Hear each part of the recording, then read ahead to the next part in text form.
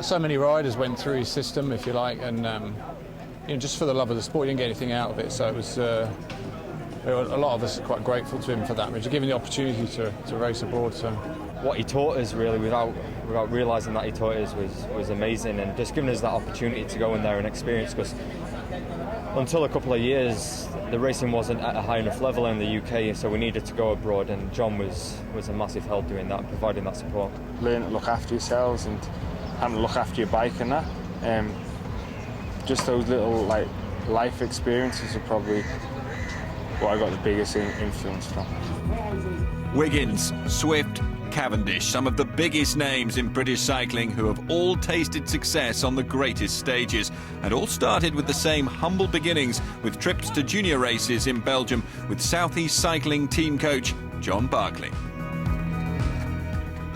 As a teenager, I joined the local club, rode a few time trials, got called up when I was 18 to do national service in the Air Force, and then I joined the Festival Road Club because I had some interest in some of the riders there. And then some of them said, oh, let's go and race in Belgium. So I went over with them. And in those days, it was a rucksack on your back, ride down to Dover, get the ferry up to Zeebrugge, and then ride to Ghent. And then I started getting involved with taking teams away when a friend of mine got an invite for the Ghent Ypres, and he couldn't handle it, so he passed it on to me. So that Ghent Ypres was the first big race I did.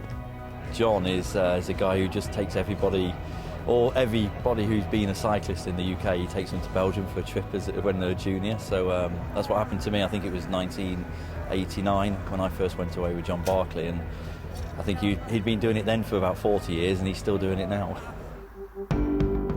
A lot has changed over the decades that Barclay's been travelling over to Belgium, but there has been a steady improvement in results for his riders.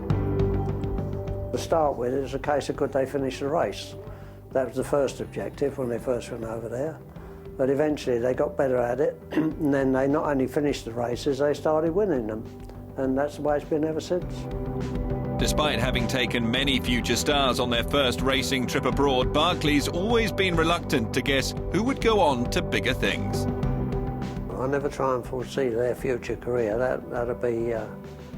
You can think that they might develop into something, but I don't hold out any great hopes. They've got to go and do it first. With Mark, definitely not. No, he was overweight, unfit, and not very impressive at that time. I think Rod Illingworth did a wonderful job with Cav.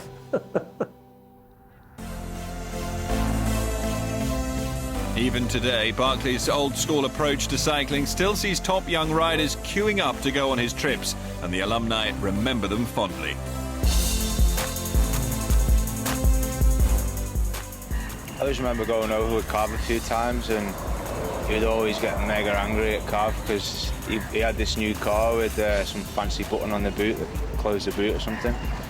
And Cav would always slam the boot of his car. Every time, like, bloody hell, Cav, you know, stop slamming the boot, there's a button and you're going to break it. So every time, just to annoy him, Cav would slam the door, and just stupid little things like that. And I'm sure we drove him crazy then. It was a lot of fun. There's a lot of young guys, and I just remember actually at the time, that Eminem album came out, Marshall Mathers LP, and that just got played, and I can remember everyone changing words and that, and just singing them.